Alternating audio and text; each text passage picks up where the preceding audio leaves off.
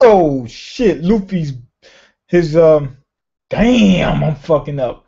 Luffy's cover just got blown. I don't know what's going on with this camera, but before, like, I was still dark. I think because it's a silhouette thing, because lighting's fucked up. But the background just looks blown the hell out right now, and I look a little bit darker than normal. Hey, y'all can see me. Anyway, this episode start off the tournament. Everybody gets in the ring. Bartolomeo is in there playing fucking games. He throws something into the audience, right? And everybody's like, "Oh shit, it's a bomb!" Right? Now, here's the crazy thing. You already know how One Piece does. It's a black ball. And at first I said, oh, Oda's disguising it. You know how he does. He shows people in silhouettes and stuff like that. And the crazy thing, they're in the middle of broad daylight. It's not like it's a shadow from the darkness or something like that. They're standing right there in the middle of people and they're shaded out. It's like, okay, this is just for you guys not to see him. Anyway, he throws the shit up and it comes down. Everybody's like, oh shit, it's a bomb. Then it's revealed that it's a baseball. You see it lighting up, and you see it's a baseball. You see the shape, you see the stitching and things of that nature. And the crazy thing is, they're in the middle of broad daylight, and the thing looks like it's a black ball. So at one point in time, I said, "Oh, it's just a black ball." I think I might have forgot from the manga, but yeah, it was a baseball, and the guy just had it shadowed out just for no reason, just to make sure you didn't know what it was. It might have been better if he would have used armament hockey on it and made it black. But then at the same time, if it had hit somebody, it killed them.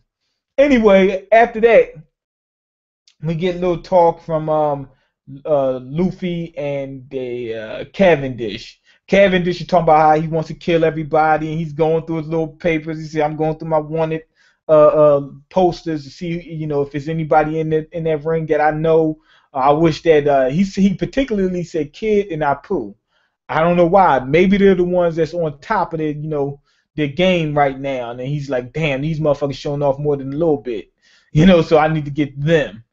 Um, anyway, he also states who's, is more likely to win the tournament. Because there's some big names in there, then there's also some small guys. They got a king, Elizabalo. He's from this country called Providence, I think, or is the country a Providence? I don't know, but anyway, I believe he's from a country called Providence. He's got some kind of punch. They go into this flashback where he just used his punch where it just destroyed this fortress. Now, in the manga, it said that he destroyed the whole fortress, I believe. And here they said he blew a hole through it. But from what you can see, he took down a good portion of it, regardless of whether it's a hole. He blew that shit up. They said that his punch is so strong that if he can get it off on one of the Yonko, he can break them. They say he could defeat a Yonko with one punch. I don't know about all that, because if he can get the punch off, you seen what Whitebeard can do. He punched that big crock pot into that invincible wall or whatever. If Whitebeard can get the drop on it, or even if it does hit him, I think he might be able to take it. He's stronger than the fortress. On top of that, I'm not talking about just Whitebeard, but the other Yonko. They're not going to just let him do it. If he gets it off, they'll find some kind of way to either dodge or evade it or defend against it, block it somehow. But yeah, his punch is damn strong. They got a few other guys. They got one guy from the Long Leg tribe, Blue Gilly. They have a few different people. He showed them. They went through, broke all of them down. Who's the best people, and they said one of those guys are going to win. Also, Bartolomeo was also in that category, and Bellamy. Anyway, they get to fighting. We see Bellamy. He gets off to a good start.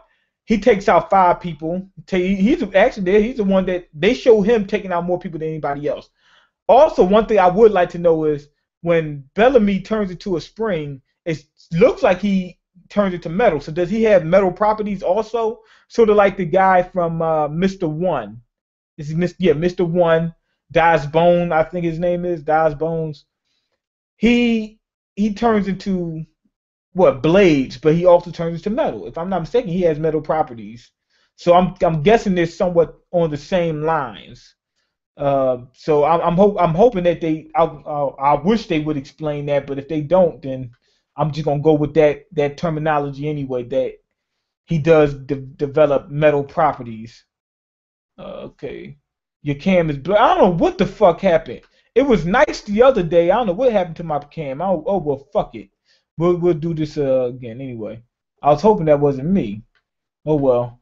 Um. Anyway, after that, we see that the king has him hired help. Some of the people stand around him because it takes him an hour to load this punch up. So he's you see him throwing some uppercuts in that motherfucker. He's whipping the air's ass. He's throwing all kinds of combinations on that motherfucker. Straights. He's throwing hooks. All kinds of jabs all up in that motherfucker. He's tearing the wind's ass up. And it takes him that long to unload one. Now you see him sweating, so it's strenuous on his body. They said that he only can do one. But he's got hired help that's surrounding him, keeping anybody from fighting him so that he can unload one. And his punch is gonna be so fucking strong that anybody in that ring, you would think wouldn't be able to take that punch. That's how strong his punches are. Anyway, we cut from that and we go back to Luffy. Luffy is talking with Bellamy. Bellamy said, "Man, if one of those motherfucking supernovas was here, he said I'd kill him."